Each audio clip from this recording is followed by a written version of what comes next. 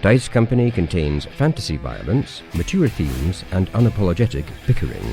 No feelings were hurt in the making of it, but listener discretion is advised. Dice Company will always be free, but it's not free to make.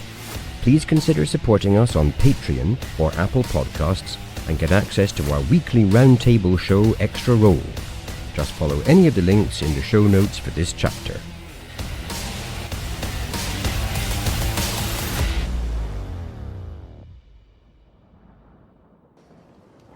In the city of Shale, the Order of the Heron find themselves performing street magic, while Vander tries and fails to avoid the gaze of the woman he once loved, Morticia Wessen.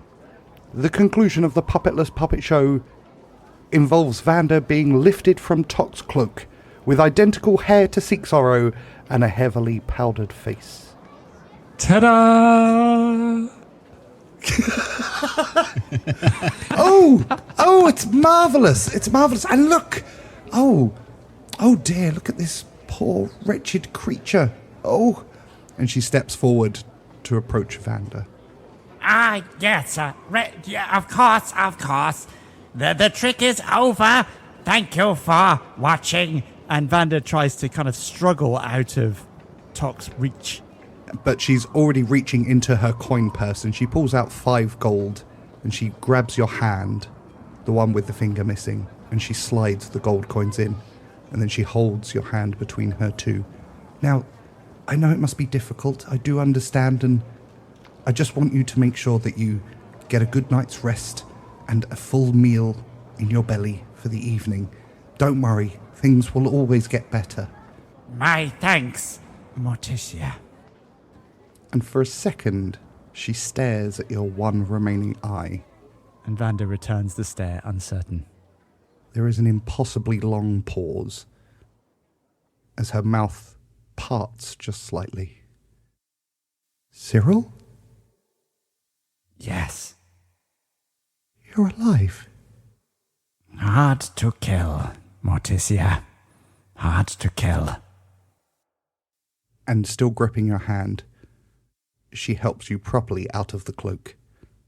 And standing close to you, she continues to stare into your one eye. Where have you been?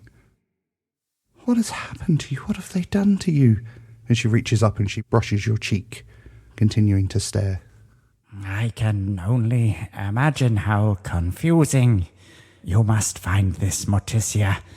I apologize. I did not mean to startle you. My appearance is somewhat augmented from last we met. I'm not surprised or shocked or... I'm just so happy to see you. I'm just so happy that you're alive. I don't know why you've got so much makeup on. I don't think you necessarily need that. And she takes out a handkerchief and dabs it on the end of her tongue and begins to kind of scrape. Vander doesn't resist that, but does turn his face to his good side, turning his mask away. You mean it, Morticia? You aren't disgusted? And she grabs the mask side of your face and squares your face up to hers. Of course I'm not. I could never be. You're alive. Cyril, you're alive. This is the most incredible and wonderful news. The gods really are smiling on me today. That is so very kind of you to say, says Vander, a tear forming in his one good eye and his hands tightening on hers. I am changed, though, Morticia. I cannot hide the fact that I am not the handsome noble you once knew. I have lived an alternate life. I am altogether different now. She looks a little hurt at that comment.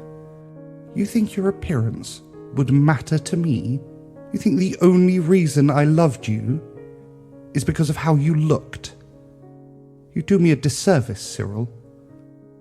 But I saw you at the window. I came back, Morticia, and I saw you and other nobles. You were a different life. You couldn't have accepted. And Vander turns fully away, I apologize. Petren would say, "Oh, Seeksorrow, there were some flowers out there that I think you might like to see as well." And then kind of grabs Seeksorrow and grabs the cloak and kind of draws them away. Seeksorrow goes with Petren and kind of mutters to Petren as he goes, like, I can see why Vander thinks he's unappealing. He's not a good-looking man, is he? I heard that. You hear from round the corner. Seeksorrow looks a bit stung by that, like he didn't mean that to be overheard. Your time will come. And then Vander stares embarrassed at Morticia. I wasn't speaking to you, of course, Morticia. No. And it seems that you have chosen not to speak to me for how many years now? 12.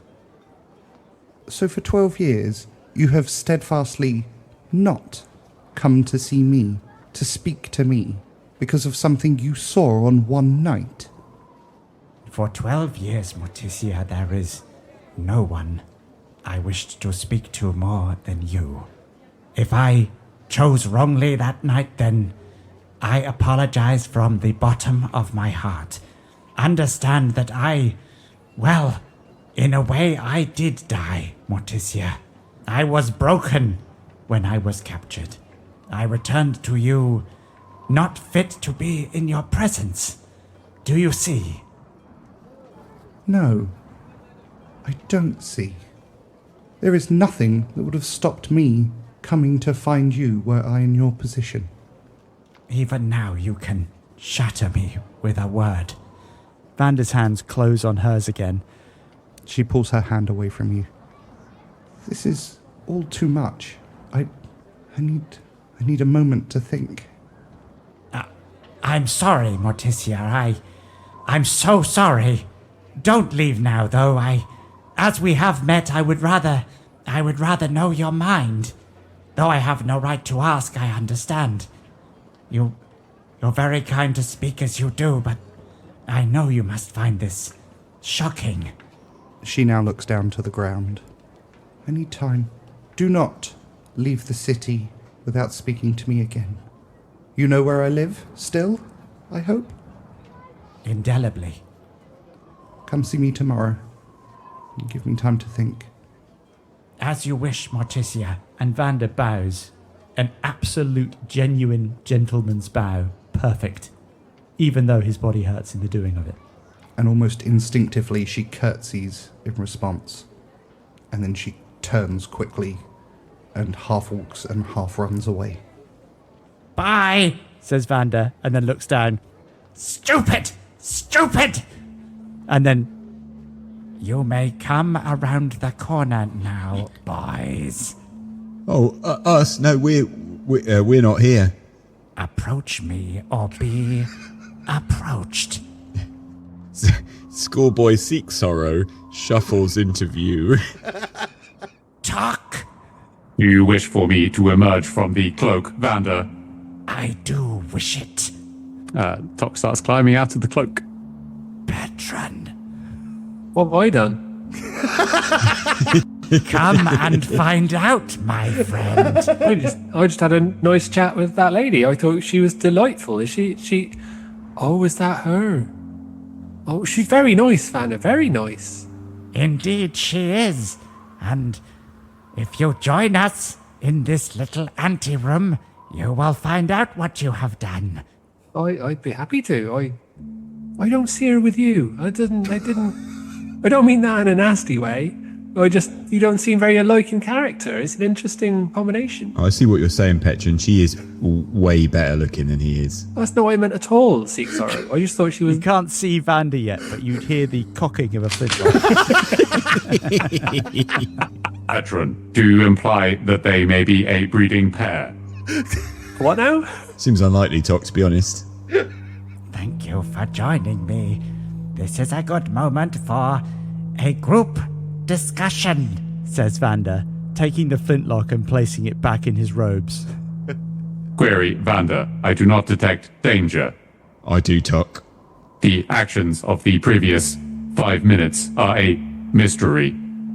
To more than one of us, Tock, to more than one. Now, boys, You collectively managed to ignore every request, plea, bargain, scream that I made.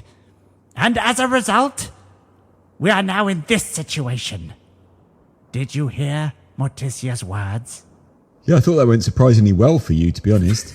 Oh yeah, I thought it went rather well. I'd say you're welcome. Negative.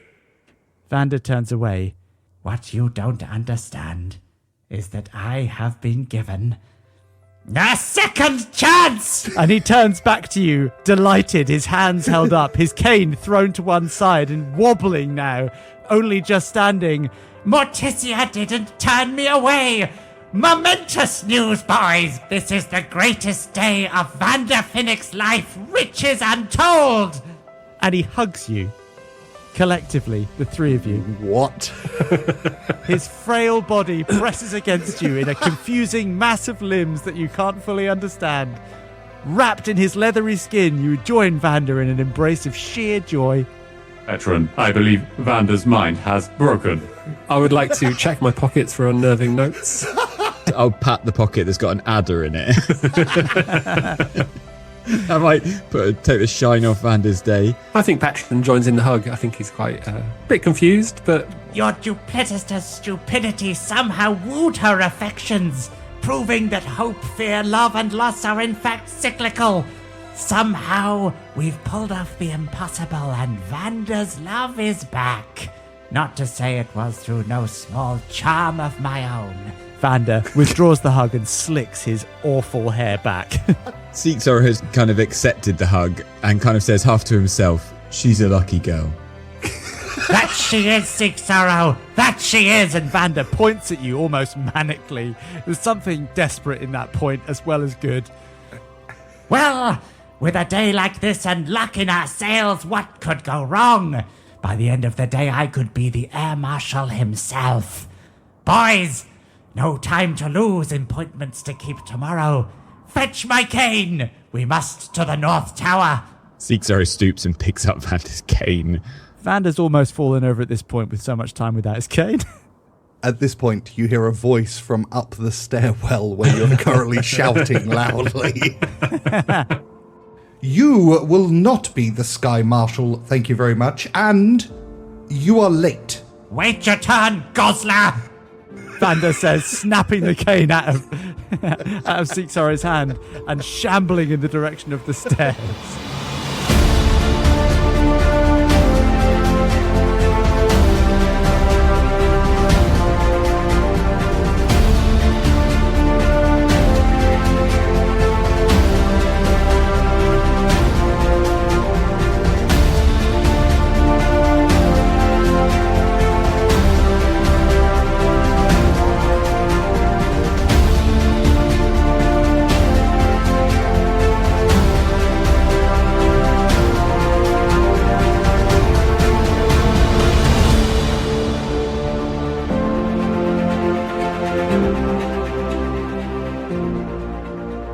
Welcome one and all to Dice Company Small Embers Chapter 77, where a group of friends weave tales of triumph, heroism and despair under the guise of playing Dungeons & Dragons! My name is Tom, and I'll be your DM through the continuing adventures of this group of really quite wealthy individuals. Really quite wealthy individuals, please introduce yourselves and tell us one fun fact about your characters. Hi, I'm Alex, and I'm playing Seeksorrow. And in Seeksorrow's ongoing and possibly doomed quest to find the cheerful in life, he's written a little poem. Oh, God. Oh, dear. Seeksorrow's digging a hole. When Vander comes up with a bowl, he loves doing harm, so Tock yells alarm, and Petren he fears for his soul. Okay, that's wonderful. What's that type of poem called? Is that a limerick? Yes. That's it, a limerick. And surprising there were no swear words in it. Well done. You should read the second verse. Expletive deleted. Expletive deleted. Fuck. He's replaced Benny as the poet as well. Hey, has he though? Has he? Yeah, you're right. He probably hasn't replaced anyone as a poet. Hi, I'm Charlie, and I play Vander Finnick. In the last 24 hours, something strange has happened in Vander's mind. A dam has cracked, and odd warmth has begun to leak through. Amongst the rising tide are memories he'd locked away. For example, a boy stands in ceremonial robes too grand for his size, parading in a line of noble heirs surrounded by the great and the good at court.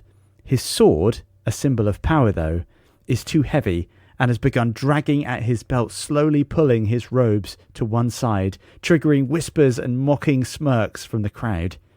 Just as shame begins to burn though, two hands appear. One steadies the sword and the other tucks a flower of favour in his breast pocket.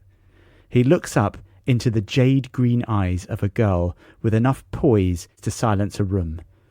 She saved him from humiliation and in a single act made him look more noble than all the rest. It's as though Vander is back there for the first time. It's his very first memory of Morticia Wessen. Oh, God, are we going to have, like, soppy Vandery style? It's the love bug, Vander Finnick.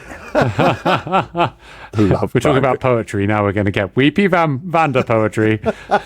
That is just a pure, lovely... you guys, you're just terrible people. I think that was... Obviously.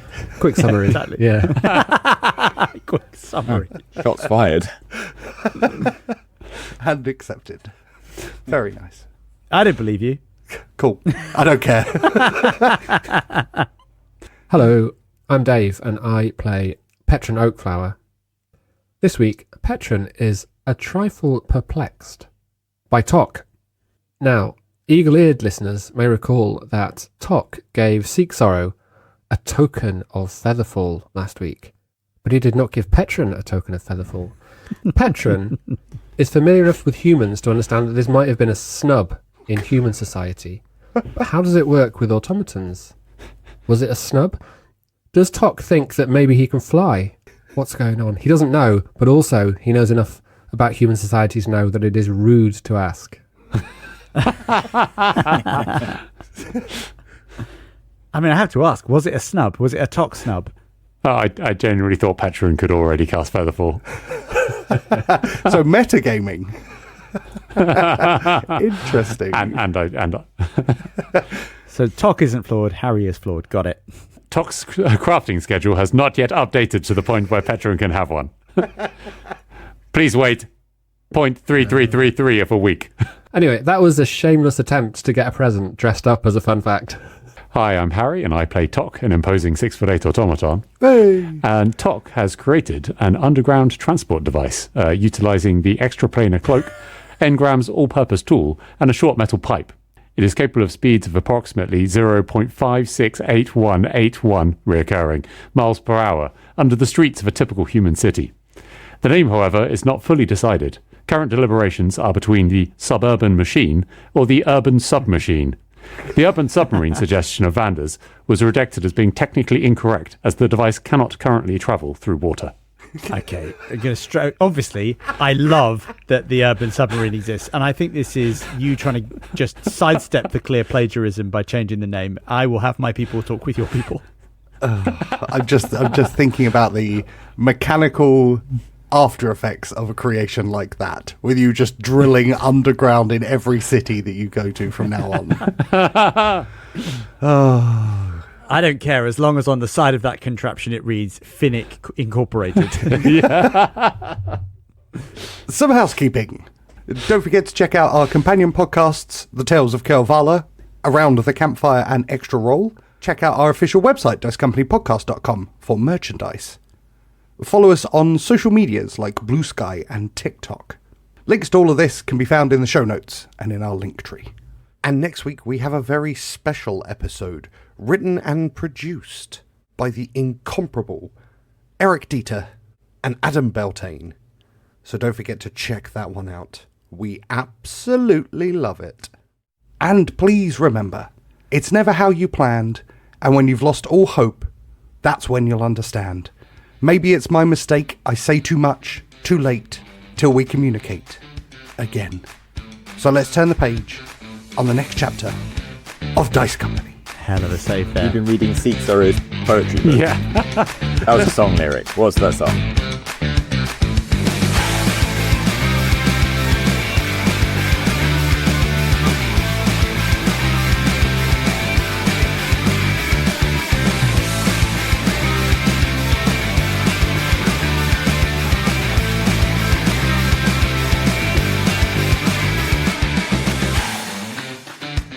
Previously on Small Embers. The Order of the Heron are in the city of Shale, and having successfully found an Alokian benediction and thousands of gold coins, they're now on the hunt for something rarer. Access to an air fleet. This has led them to a meeting with the first Sea Lady of Shale, Nori Gosler. You follow the sound of the woman's voice up the stairs into a circular room at the top of the North Tower. In the light, you see her clearly now. Neatly dressed in smart leather armour, with short dark hair swept to one side. Around her in the room are gathered the last of Shale's noble houses. Vander, you recognise sigils from families like the Thorns, the Rasks, and the Elowins, each draped in faded glory and armed with sharper grudges than swords. The fire crackles low as voices fall silent. On the table in front of you is a map of Athlon, with a number of wooden carved ships over the city of Shale. So, you finally arrived then? Vander turns back to the group, quickly muttering, I know more than a few of the faces here. It is interesting to see how they have grown. Turning back, Our apologies, we did not receive your missive until some hours ago. I suppose the important thing is you're here now. I'm right in thinking that I'm addressing members of the Order of the Heron? Is that correct? Admiral Finnick at your service. and a slight genuflect. May I introduce Petren? And a gnarled hand shoots out in Petren's direction. Petren gives a shy wave and says, well, oh, it's very nice to meet you. I don't know that I'm a full member of the Order of the Heron. It's not really been discussed, but I suppose to an extent I am. Certainly in spirit. Anyway, anyway, it's nice to meet you. Vander moves quickly on, and the hand moves in the direction of Seeksorrow. And Seeksorrow, who has recovered his sailor's hat after Vander flung it down a corridor in rage, lifts his sailor's hat and goes, "Hello, I'm Seeksorrow. I'm a sailor." She gives you a firm nod. Seeksorrow hopes that she doesn't ask him a nautical question. And finally, Tock. Vander, there is a message from the Knights of Scarlet in Deepmond. The city mobilizes against the Empire. Can we confirm transport? Do these humans possess the means of transport? Not for the first time. Vander looks Tock up and down just to see if there's an off switch. Realizing that there isn't, he turns back. We bring news as part of our bargain of friendship. Indeed you do, and she bypasses you, Vander, entirely and goes straight to Tock. Well met, automaton. Would you mind repeating that message? It seems like it might be important. Negative. The message was for Admiral Finnick. Knowledgeable and loyal. That's very impressive. Well met. I'm First Sea Lady Nori Gosler. And she offers her hand to you. Tock falls flat on his face. Yeah. No, Tock's seen this before. He will attempt to shake her hand. Please do a performance check. I want to Roll see for that hand damage. crushed. Yeah. Tock, please tell us a story. So my first question is, what brings the Order of the Heron to Shale? Petren breathes out and goes, wow, well, that's a long story, isn't it? I mean, it all started when... Well, did it all start? Well, there's actually quite a lot of it before I ever got involved. But for me, it started when I met them in my grove just outside Frost Hollow back there. And then there was the long section where we teamed up to fight that vampire lord. That was quite tricky. Her eyes begin to glaze over as you talk. There were mushrooms as well. Oh, that's right, yeah. Would you like to hear about that? Most people do, I find. There's lots about... No, I think that's fine. No? Thank you. She kind of looks at Seeksorrow and Petren in time and then turns to Vander. Perhaps you would have a simpler explanation of what you're doing in Shale. Probably less honest. I believe I may be of some assistance, Sky Marshal. First Sea Lady. I see. Says Vander, his eye narrowing. We are here in our capacity to further our cause against the Empire. That is the main goal of the Order, of course, as you may well have heard through your, no doubt, pervasive spy network. Our spy network could use some work, but we pick up things here and there. We've heard of many such small rebellions rising up across Athlon, and we find it's important to listen to them firsthand where we can. So your goal is the destruction of the Empire? I prefer to use the term a change of management. We have a similar goal, and we have been working hard behind the scenes to create something that I believe you already know about, an air fleet. I have heard rumors of such a fleet, and interested barely covers what I am. What can you offer us for us to join your small resistance, your rebellion, if you will? We can offer you the extensive network that is the Order of the Heron, not to mention our own abilities. A question of my own.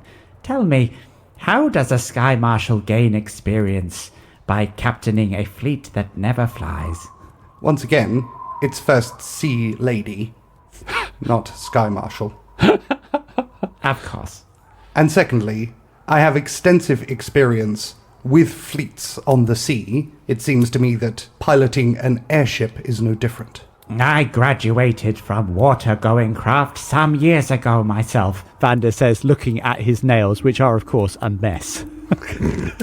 Seeksorrow mutters, well, you can move in 3 dimensions. She turns to look at Seeksorrow. 3 dimensions? Yeah, that's right. I was reading a book in the Admiral's library. You can move in the air, you can move in 3 directions. 3 dimensions.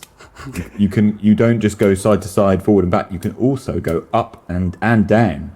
She's now looking at the group with some disbelief. She's obviously heard things about the Order of the Heron before, and this menagerie of chaps before her is perhaps not living up to her expectations. And Seeksorrow kind of senses that, and he just goes, I'm very strong. That she understands. Gives you another firm nod. To me, it seems like it's a matter of leadership. Strong leadership can command any vessel, whether on the sea or in the air. I agree with you entirely, says Vander, straightening up to an impressive, not quite 6 feet tall. I mean, I think all his companions would be quite impressed by that. Yeah, you hear a lot of cracks as that happens. I'm going to be honest with you, because I think transparency of such things is what sets us apart from the Empire. You are not an impressive group of people. It is astounding to me that you have survived as long as you have within the environment in which you find yourselves. And I'm not inspired by you. I do not feel there is leadership here. So I think this meeting is at an end. I quite understand. If I may, though. And Vander slides forward. Impressive is for those who can, of course, be impressed. We do not pretend to work in such a way. We prefer for our deeds to do the talking for us. For example, we have killed Wolf Eriksson, a known purveyor of evil, and controller of a vast swathe of the Empire's land. We have stirred rebellion in other parts of the world, which now fans the flames that the Empire must fight in order to maintain its order. And for myself, I know more of Shale than you might imagine. I was born here, you see, and many of those around you will know me, but by a different name. And Vander removes the mask that encases one side of his face, and you're treated to the gory remains of what was once Cyril Highmore's face, though unrecognizable. This face paid a great penance to protect those in Shale. I claim my right to be a part of this now, with the price I paid when I was Cyril Highmore. Hello, boys. And Vander looks around with his one eye at those who will remember the name. Nori Gosler bristles slightly at the revelation. I am well aware of who you are. News came to us earlier today of exactly who you are and what you have done. The Highmore name obviously has pride of place here in Shale, and your father, as the head of the house, would have been here today were he not dealing with some administrative matters. How shocking. Seeksorrow giggles. Something funny? Oh no, sorry, I just remembered a joke Petren did at breakfast. Should I get him to tell it? No. It's word one there, Petren. I will happily speak to your father about your sudden reappearance, although he seemed adamant that you had died 12 years ago. Although I have it on other authority that you did survive, and what you say is true. You mentioned people coming back from the dead. I know a little bit about that. And you also said we've got no leadership in our little group. I know we're not impressive, but I'd say that the Emperor's a leader, and that Wolf Eriksson was a leader before we killed him. And so I've been doing some thinking while you've been doing your talking, and I think we don't serve a leader, and maybe that's good. I think we, in the Order of the Heron, serve an idea. What idea is that? I'm still working on that, but for now my idea is that there might be something better than this. Wisdom. How rare. Perhaps you are looking at things from the wrong perspective. The way I see it, this is a stroke of great fortune for you. You have a fleet, but no capacity to wage your war against the Empire without supporting troops and resources. And just by chance, we arrive. United by purpose, bound by a common ancestry. I can't imagine what would prevent you from taking a hand so willingly outstretched in peace, says Vander, his hand doing the same, though it doesn't look like a handshake at all. It looks altogether awful. Give me a persuasion check. 25. You may be a disgusting, duplicitous creature, but what you've just said does ring true. I fear we will need to discuss this more with the Council before any decisions are made. Allow me to add decisive to your many qualities, and sticks and stones. Vander, time is short. Will the humans assist? They will, Tock, for they have the one choice to make.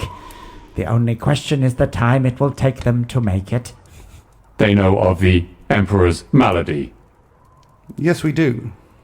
Interesting. You hear about 3 or 4 clicks as Vander's neck turns in your direction again. I believe the leaders of the free cities will position themselves for the world after the Emperor's death. The Emperor's location and destination are known to us. The existence of your air fleet is known to the Emperor. It is a challenge to his faltering power. The sons of Kale move. They do not move south to fight the orcs. Their destination is known. Tock looks out over the city. The time of their arrival is known. Ominous, says Vander, turning back in the direction of Gosler. You are well informed, Master Automaton. That is correct. I wonder if we have similar contacts. I believe that to be possible. We will take time in our deliberations. Shale does not move quickly, but when it does move, it moves decisively. Of course, with pleasure, and it was very useful to have met you. Vander begins shambling towards the exit. As he does so, his eye snaps towards one of the nobles. I remember you, Tarquin. Snotty little bloodsucker. I see nothing's changed. Well, I never. So to be clear, you want a say in the command of this air fleet? No, you're quite mistaken, Gosler. I want full command of the air fleet. You will hear from us. And then Vander tips his hat and continues on his way. As you leave the North Tower, Tock, you receive a message from Little Tick. Father, there is an intruder aboard the Sterling. Description. Unknown. They are invisible. We will return. Keep your distance. Do not attract attention. Yes, Father. Tock will say to the rest of the crew, there is an intruder aboard this Sterling. We must proceed. And Tock will walk quickly back towards the Sterling. Seeksorrow is in a sprint. Go on, lads. You'll find Vander has attached himself to you as well before you get a move on, so he can keep up.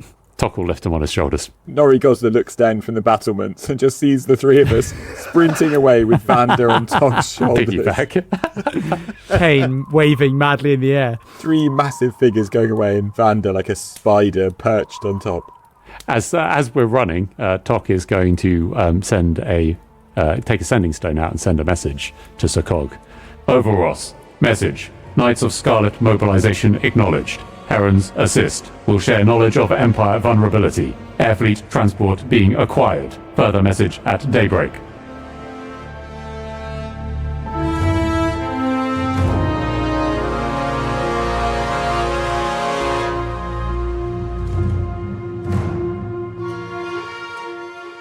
You guys dash out of Shale towards the Sterling, with the cool winter winds whipping around your faces as you make your way up to the abandoned docks of Greyport. You are now stood at the bottom of the ramp. How would you like to approach finding this apparent interloper? Is there a rope Seeksorrow can swing onto board the ship? There is a rope hanging off the front of the ship. Is that the pointy end or the blunt end? The pointy end. I think most sailors just walk on board, normally, don't they? Seeksorrow is no ordinary sailor. No. Or a sailor at all, in fact. Even though he's dressed as one, yeah. So as the others go up the gangplank, Seeksorrow takes an absurd detour to swing onto the ship in order to, I guess, surprise the invisible intruder. Cool. Give me an athletics check. 14. 14. Nice. Yep, you're able to scramble up a rope at the pointy end of the ship onto the forward poop deck. Seeksorrow draws his axe and goes, "Arr!" Brilliant. Anyone frightened, or does the invisible person reveal themselves? No. If it was a mask weaver, they'd probably become visible. I don't know if they can go invisible, but they don't like loud noises, do they? No. And no. I might try to cast Dispel Magic to see if I can bring whatever's invisible out into the light. Vander quickly withdraws his foot from the gangplank. Petren draws his staff and scratches out those little symbols on the gangplank. So upon casting it, you immediately hear a call from below decks of Little Tick. Father, we have them! Okay, Tock is going to immediately proceed to where Little Tick was shouting from. As you proceed down into the depths of the Sterling, the rest of you hear a bounce as a creature appears on the poop deck. Stood before you, 7'2" tall, blue-skinned, is a furbolg. She turns to face you. Oh! And then with a pop, she vanishes again. So Petren, stop! Don't disappear. It's all right.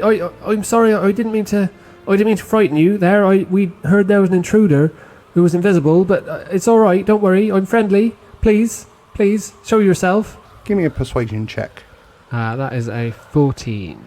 After a moment's silence, the figure reappears as a ripple of energy dissipates around her. Hello there. Hello. You're Furbolg. So are you? I am. Are you from round here? I suppose this is where I live now, but it's not where I came from. Where have you come from? Far away. My name's Barilla. I'm Petren. Are you on your own? I thought we heard another noise. She nods her head, and actually as you look at her now, Petren, you can see that her face is covered with scars. Certain areas of her body, her fur is kind of patchy, and she looks in relatively bad shape. These aren't fresh wounds, though. This is long-term damage. What's happened to you? Well, that's a long story. I've been travelling alone for a long time, you see. It does funny things to you when you travel alone and when you spend long periods of time alone. I hadn't noticed. I was surprised when I saw you in the forest the other day, and I thought you were trying to hunt me down. But then I saw you in the hole that I dug, and I thought, well, he's not a predator. He's obviously not trying to hunt me. He's just someone who likes to read books in a hole, which I thought was quite nice, really. Was that your journal? Yeah, that's right. I've got it with me here. I've been studying it. I was trying to work out what you could think of about the author and where you came from. I was trying to get clues. When I thought I saw another Furbolg, I sort of became obsessed with trying to find another one. I've been on my own for years and years, you see. And so I thought if I could get into the head of the person who wrote the journal, maybe it would help me find that person. And well, it didn't. But well, here you are anyway. But you look cold, and are you hungry? Why don't you come down to the galley, and we can get you something nutritious and nourishing to eat, and you can tell me all about it. And she looks kind of nervously firstly at Seeksorrow, who's still brandishing an axe, and then to Vander, who's stood at the bottom of the ramp. Oh, they don't worry about them. They won't do you any harm. Oh, sorry about that. Sorry. And Seeksorrow sticks the axe back on his back. Tock walks up the stairs onto the deck and says, "The intruder appears to have disappeared." Oh no, they're here! And she vanishes again. No, that's all right. That's just Tock. He's an automaton. He's very friendly, actually. I think he's all right. No, you don't need to worry about him. Impressive, whispers Vander. While invisible, you hear, you sure he's not here to take me away? Why would he be here to take you away? Well, that's what they do, isn't it? They take people like us. They take us from the plains and they put us to work. Who do? The big men of metal. Well, not this one. This is Tock. He's sentient. He can think for himself, and he wouldn't do that. Tell her, Tock. Query: when did the men of metal remove Furbolgs from the plane? The plane of Asmodeus? And she reappears, looking still apprehensive of you, Tock. I don't know, it would have been about 20 moons ago now. I don't recognise the Asmodeus. I don't know what that is. They're just the plains. That's how I know them. The plains south of the Reach Mountains and the forest of Lanosil. There's a great forest, yeah, that's right, near there. 20 moons ago. Okay, Tock is going to draw on his little tablet the emblem of the Sons of Kale and show it to her. That's them? It is the emblem of the Sons of Kale. They are our enemies. Are they all your enemies, are they? That is correct. We will destroy them. Okay. I like the sound of that. Will you help my tribe if you do that? Will you let them go free? Your tribe? You've got a whole tribe? Oh, of course we do. Where are you from? Where's your tribe? Well, I'm from Frost Hollow, up in the north. I don't really have a tribe anymore. Don't be silly, Petren. Vander takes a step forward, smiling. What do you mean, Vander? You do have a tribe, Petren. They're right here beside you. And Vander takes another step. Where? And looks around him. And she looks around as well. Where? Vander takes another step. Query: Vander, where are the tribe? Tock looks alarmed as well. And Seeksorrow tries to break the tension here and goes, Petren, I think Vander means we're your tribe. Oh, right you are. Oh, well. Petren is quite touched. I suppose these... Yeah, I suppose these are my tribe. Yeah, this is Vander and Seeksorrow and Tock. Nice to meet you all. My name's Barilla. Lovely to hear that you've taken in one of our kind as part of your tribe. I think that's lovely. Vander Finnick, a pleasure to meet you. This is my airship, the Starling. And Vander gestures around. It's very nice. It's well made. This, I think I'm right in saying this is Jarima wood, isn't it? You must have got this from the Great Forest. I don't know it growing anywhere else, but you've done great work with it. Well done. I thank you. That is a matter for our bosun, though. And Vander gestures at Tock. I am unaware of the origin of the Jarima wood in this airship. However, there are other places that the trees grow. Tock reaches into his belt and takes out a small, leather box and opens it and says, this is a Jarima sapling that I have grown. And a golden light spills out of the little pouch. Oh, that's lovely. Oh, you're really not like them at all, are you? You're not like the other ones. That is correct. They lack sentience. Where did you see these other ones? They came to the plains and they started to round up people from the tribe. They fought back for a while, we don't like our lands being taken. And they seemed so unnatural in what they were doing. I don't know what it was that they wanted, other than to use us for hard labour. They said we were big and strong. So many of us died. But I managed to escape. I got away and I got onto a boat. And I sailed all the way to here. It's taken a while. Do you know what happened to the others? I don't know. I left them all behind in the end. I didn't really know what else to do. I wanted to help them, but I'm just one furbolg. What can I do against an entire army? Nothing. I'm useless, really. No, that's not true at all. That's not true. I won't have talk like that. But I can see you're upset, so let's get you down to the galley and get some nice warm food inside you. If nothing else, we'll have soup. Oh, I love soup. Well, we've always got soup. And mayonnaise. We don't need to go into that right now, Tock. And yeah, Petren's going to usher her down to the galley for a sit down in the warmth, and some hot soup and some herbal tea. Tock, a word, if I may. And Vander approaches the rail. Vander.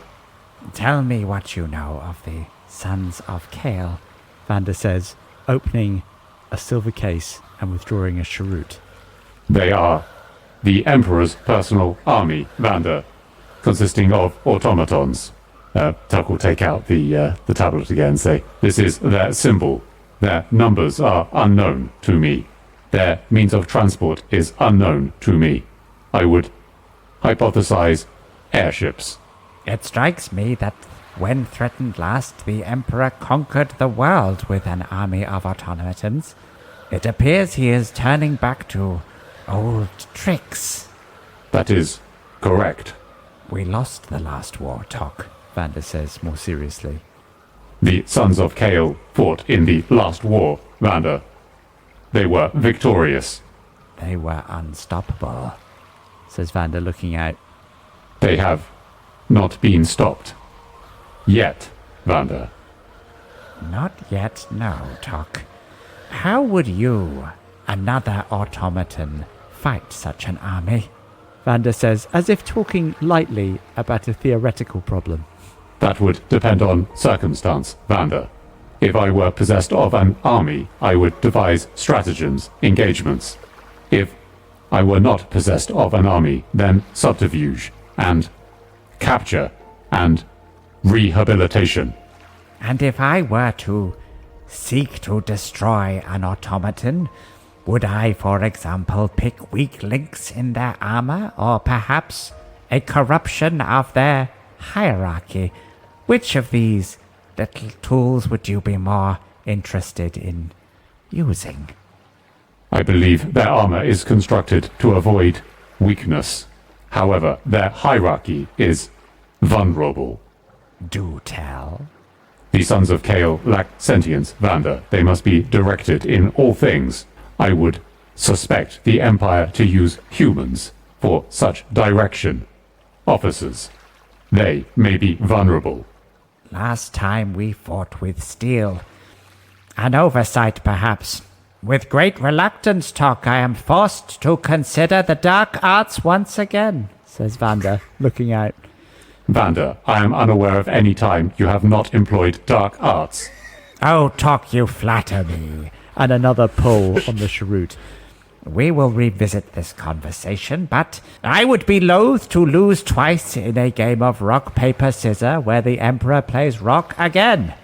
We will think upon this and investigate that little crack of weakness we see in how armies of automaton are run.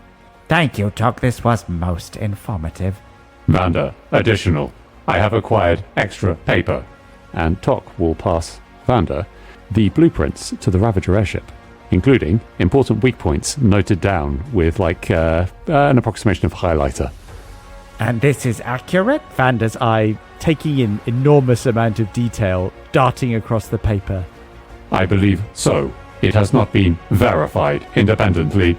I believe, Tock, this is the most useful of our conversations to date. Vander says, smiling and the paper disappearing into his robes. You may trust that we will speak again on the matter soon. I find that to be acceptable. As do I. Yes. Has Cuthbert got anything to say? Cuthbert's biding his time. I have matters to attend to, Tock, but I have a request before I retire to my cabin. Tomorrow is an auspicious day. in my life. I need, and please be discreet, Vander leans forward. a perfume. Something with allure, manliness, refinement. Something that would be irresistible were one to wear it. I believe that will be possible, Vander. I will proceed to my laboratory. Please do, Tock. I look forward to the results. Remember, irresistible. Seeksorrow's eyes widen, and then, as if in a daze, he just heads off up the mast to continue his sailor training. As Vander gets to the door of his cabin, Otis, Yes, Vander. you may have observed we have a most enthusiastic crewmate aboard. Vander shakes his cane in the direction of Seeksorrow. Who shouts, "Ahoy!" Yes, Vander. You are permitted to engage in the training of that one. I believe with time he may become most useful. Yes, Vander. And Otis pulls a boat hook from behind. Seeksorrow, we must train. Clang, clang, clang, clang, clang, and he begins climbing straight up the main stick. You see, the captain's door shut. Seeksorrow climbs faster, trying to get away from this guy.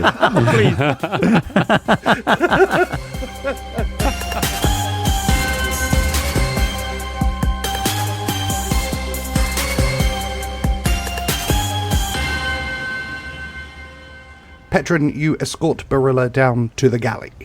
Oh, I like this place very much. There's all sorts of plants and it reminds me a bit of where he lived. It's lovely. It's quite homely, isn't it? I quite like it. It's one of my favourite spots aboard the ship. Slightly disordered for my tastes, but I've learned to live with it. Anyway, let's get you something to eat. And Petren hustles about, trying to gather bits and pieces together to pull a meal together. So tell me, how long have you been in Shale, and what have you been doing since you arrived here? I haven't been here that long. It's only a few moons, really. I arrived by boat. I don't really understand human society. They all used to speak and laugh and joke about things I didn't really understand, so I just kept myself invisible where I could. And then I found myself in the city. And I'll tell you what, I've never seen anything like a city like this. It's all stone everywhere and masonry work, and it just feels a little unnatural to me. It does take a bit getting used to, doesn't it? Yeah. Having got here, I didn't feel all that comfortable in the city, so I just head south, just down to a much more natural area. And I've just been out there surviving, just trying to get my head together, thinking about what I need to do and what there is to be done, really, about my tribe and my lands and everything like that. I don't really know what to do. So you don't have a plan or anything for the future? No, I made notes in my diary, which obviously you read, so you know. I never expected anyone to read it. Sorry if there's anything inappropriate in there. Oh goodness, I didn't even think of it as someone's diary, and then something personal, and oh, I'm so sorry. It feels terribly rude to have read it now. I sort of thought of it as an evidence document, if you like. It was just a puzzle that I was piecing together. I hope you don't feel like I've intruded into your life or anything like that. No, of course not. You must be very smart talking about all that kind of stuff. Like, that's not how my brain works at all. I'm not usually trying to look at evidence and plot and plan things. I just sort of live. I'm not very well ordered, I think, is the problem. So don't, of course not. Don't be silly. I suppose it must have been interesting if you haven't seen any furbolgs before to know that there are others out there. That's certainly how I'm feeling right now. It is, and don't put yourself down. It's just a question of the way you express things. I think you're looking for evidence all the time. For example, when you're hunting for animals or something to eat, you're looking at track marks. You're seeing if there are any droppings that an animal might have left. You're looking for if any of the vegetation or the undergrowth has been disturbed. That's just looking for evidence. You do it all the time without thinking about it. That's very true, and speaking of which, I should probably introduce you to someone quite important to me. Belinda, come say hello. And a small stoat's head pops out from under her jacket. Squeak! Oh, goodness. Hello, Belinda. Well, likewise, I've got a companion as well. This is Cuthbert. Come on out, Cuthbert. Squeak! Squeak, squeak, squeak, squeak, squeak, squeak, squeak. Oh, look at him go. As they're doing that, you both hear the rather heavy footsteps of Tock approaching the galley. Barilla instantly disappears. Petren, I require your assistance. Right you are, Tock. Just to let you know, Barilla is here. I think she may have got a little startled by your heavy footfall there, but she is in the room, so... She reappears. Oh, sorry. No, don't worry. If that's most comfortable for you, then you just carry on as you like. How can I help you, Tock? Your mastery of invisibility is impressive. Oh, thank you. She kind of looks at you nervously. Petren, I wish for this sample of mushroom to be propagated. I have need of your abilities. And Tock will pass over a small bowl with some, looks like mush inside it. Right you are, Tock. Is this urgent, is it? It is in relation to the project that I mentioned in my message. Okay, Barilla, would you excuse me just a second? Or perhaps you'd like to help. Tock's asked me to help him do some propagating. I wonder if you'd like to get involved. I'm happy to help. Petren is a being of great magical power. He is invaluable as an assistant. Yeah, Petren misses that one. But Dave doesn't. So Petren says, what have you got in here then, Tock? I believe it to be a Gymopilus suspect abilis. Big laughing mushroom? What's that for then? A project. I believe it to be related to the humans' pheromones. Right. Could you expand on that a little? Not without expanding the matter of the mushroom. It is too small. It must grow. Oh, I see. You need me to help you grow it fast, do you? That is correct. Right, you are. Petren is happy to quickly use Druidcraft. You have my thanks, Petren. And Barilla. Tock will stomp off down to his laboratory to continue propagating and extracting. Oh, that was really impressive. You just made those mushrooms grow. Well, yeah, I suppose it's just a little trick I picked up. Sorry about that interruption. That's the sort of thing that happens around here. I don't quite know what Tock's up to. But I don't know much, but I know that if you have too many of those mushrooms, they'll make you go a bit gaga. Maybe he's trying to poison someone or make them see things that aren't there. No, that's not really Tock's style. You can trust Tock, I reckon. That's one thing that I've worked out. He's very straightforward. Well, he's not straightforward, because he's always got something going on. But you can sort of believe that his heart's in the right place. He's got a moral code, Tock. It's not quite like everyone's moral code, but he's got one and he sticks to it. And I sort of admire that, even though he might be a blasphemy against nature. But I'm still thinking about that. I thought he might be as well, actually. But Yeah.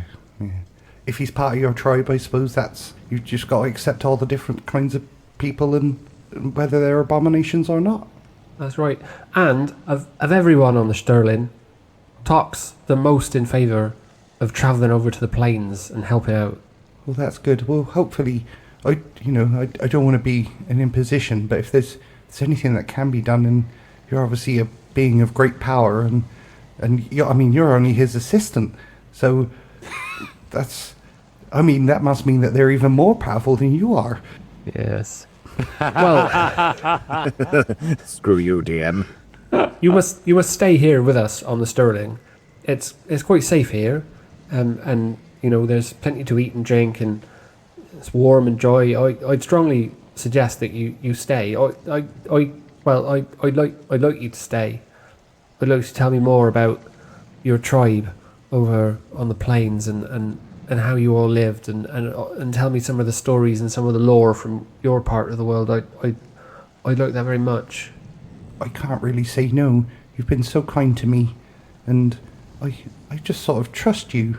I think it's just so nice to meet one of our own kind.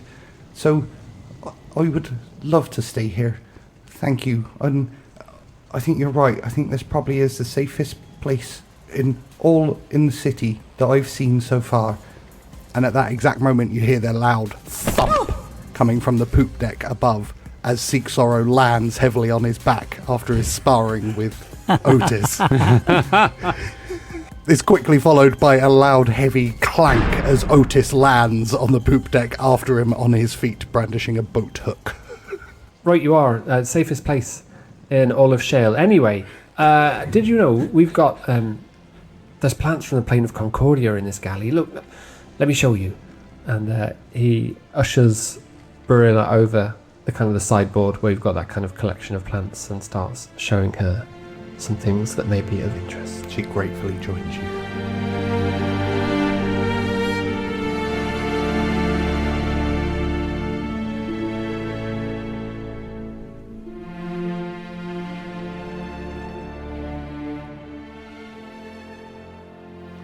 On the poop deck. Hello. Seeksorrow, you must put up your defensive posturing while fighting. And he runs over and heavily stamps on your chest. Get up, Seeksorrow. Seeksorrow swats at the automaton leg. He hasn't quite got the guts to punch it because presumably it's made of metal and wood. Your attacks are ineffective, Seeksorrow. This training is over. You have been defeated. Submit. No. And Seeksorrow tries to get up. Stamps again. Brave, stupid, but brave. Stamp. Seeksorrow is going to try and clamp the two legs together like a rugby tackle and tip the automaton over. We'll do an opposed strength check. Wasn't he meant to be learning navigation? Oh my god. That is a natural 1 for 9. I mean, I guess I'm being stamped on by something that probably weighs about 15 times as much as I do.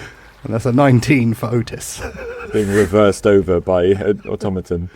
This really is over, and he punches you in the face. Grabs you by the scruff of your neck and begins to drag you across the poop deck towards the captain's cabin. And as Seeksorrow is being dragged, he goes, "Shall we call it a draw?" Negative. I was victorious. And he opens the door, and one-handed just slides you into Vander's cabin and shuts the door behind him. Ah, Seeksorrow! You find Vander behind his desk, fingers steepled. How was training? Your automaton is a whip. Of course. Please join me for a draft. And you see that a small decanted glass of finest creme de menthe is waiting at your side of the table. Seeksorrow uses all 4 limbs to slowly prise himself up the floor, up to the desk, back down to the floor. One leg appears to have motion, the other one doesn't seem to do anything. But after about 5 minutes of painful grunts and unsteady movement, he manages to sit down in a chair, and then he stares at the glass, wondering if his arms have the dexterity to pick it up and drink it. I see you are still trying to find your sea legs. Quite understandable. Yeah, I suppose that's so. Yes. Well, I said we could call it a draw. Indeed. Well, fortuitous that we have found a moment to speak man to man. Seeksorrow peers at Vander there, and then leans forward and with both shaking hands, scoops up the glass and kind of tips his whole body back in order to dribble the liquid into his mouth because he feels like he needs something. We approach, Seeksorrow, the nub of the issue, I feel. You mentioned some time ago that you witnessed the Emperor in person. I think it is time for you to spill the proverbial beans to your friend and Captain Vander. Oh, bloody hell, Vander. I thought I was just getting beaten up by your automaton. Now I'm being questioned. You were being beaten up, Seeksorrow. You are now being, I wouldn't say questioned, Vander says, turning the glass in his mangled hand. Would you say tortured? Not at all. You may trust that the experience is quite different. I suppose, yeah, that's probably true. And actually, I've seen a bit of torture in my time. Maybe even done a little. An interesting comment from a gravedigger. Well, before my time as a gravedigger, I had a different profession. And I was very good at it. I was a good gravedigger too, but I was particularly good at my old job. And that's how I came to the attention of your mate, the Emperor. And Seeksorrow and Vander spend the next hour together in deep conversation.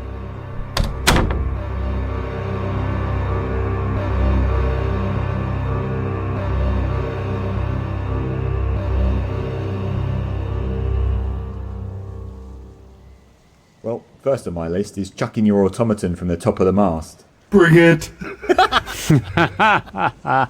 I believe your next lesson is awaiting you on the other side of that door, Seeksorrow. I wish you joy of the day, and good luck with your training. Same to you, Vander. And Seeksorrow, now his hands are much steadier, picks up the creme de menthe bottle, has an absurdly long swig of it, sucking down about half the contents, puts it back down on the counter, winks at Vander, and strides out of the cabin. Vander smiles wanly, as if he's enjoying the moment with Seeksorrow. But as the cabin door closes behind him, Vander reaches inside his robes and pulls out a blood-stained cloth. He places the cloth reverently on the table, unfolding it end on end. Underneath the cloth is a much cleaner, finer material. Drawing that back, Vander looks at the object of his thoughts, a pressed flower. And Vander sits again and drinks his creme de menthe, deep in thought.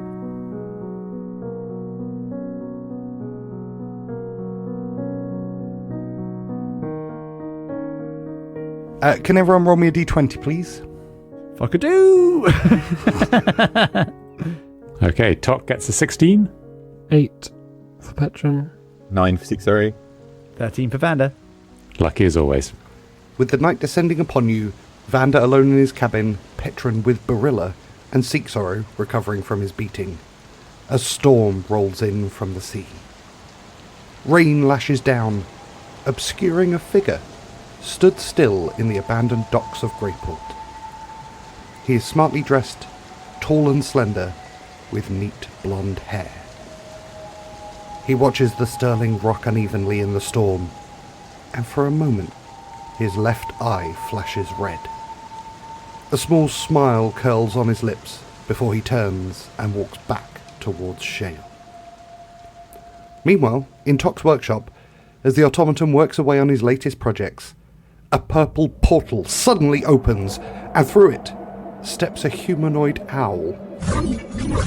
He's dressed in a tweed coat with a wide-brimmed hat, and he's clutching a book. And we'll end it there. What? No!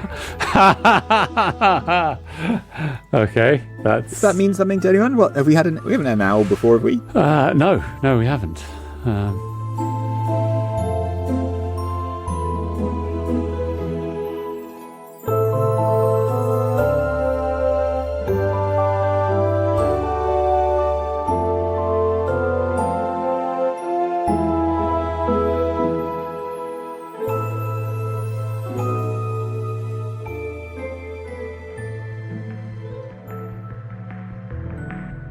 You've been listening to Dice Company's Small Embers, starring Dave Windust as Petren Oakflower, Alex Morrison as Seeksorrow, Charlie Blackadder as Vander Finnick, and Harry King as Tock, with Tom Patrick as your Dungeon Master.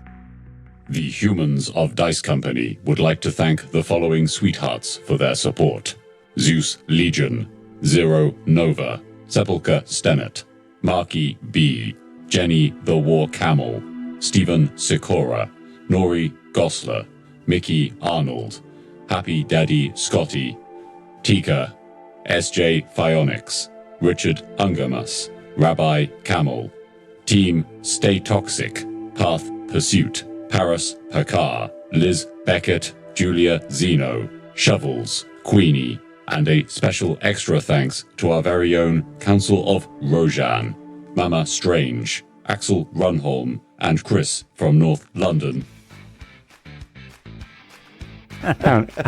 Charlie, have you done a fun fact, or was it just entirely forgettable? Oh my god. I shared a simple and purely affectionate fact, which is why your brain couldn't take it in. It involved human emotions. Yeah, exactly. You just couldn't. Yeah, you couldn't comprehend something like that.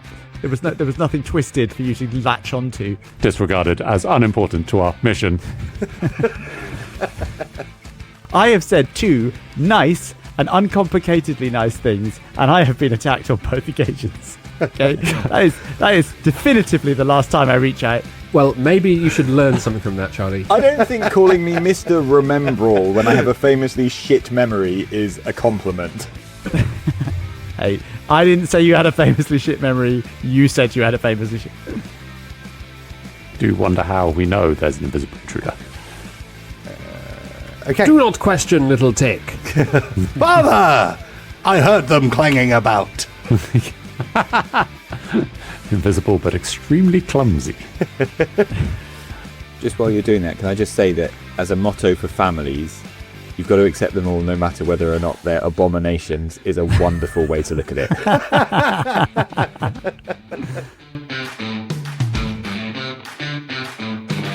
Lore. Thanks for listening. Please consider supporting Dice Company on Patreon, where for the price of a cup of coffee, you get access to a whole other show, Extra Roll, as well as an ad-free listening experience. The Dice Company Discord server, along with our socials, can be found on our link tree in the show notes. If you enjoyed this chapter, please like and subscribe, and don't forget to recommend us to your friends. If you didn't like it, recommend us to your enemies. And we'll see you next time on Dice Company.